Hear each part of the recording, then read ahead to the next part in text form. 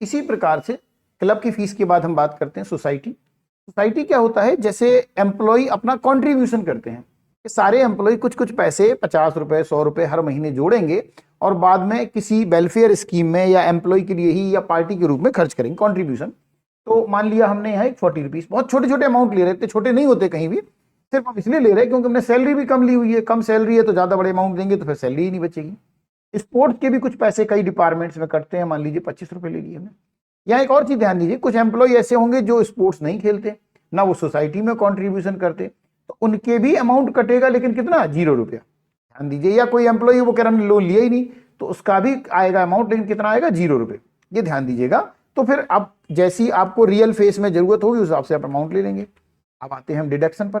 ये डिडक्शन क्या है, अब हम आते हैं डिडक्शन पर कि ये क्या है भाई। यहां आरडी एलआईसी से लेकर स्पोर्ट्स तक जितनी वैल्यूज हैं उनका जो टोटल होगा वो कहलाएगा डिडक्शन। एलआईसी से लेके स्पोर्ट्स तक जितने अमाउंट हैं इन सबको जोड़कर जो आएगा वो डिडक्शन।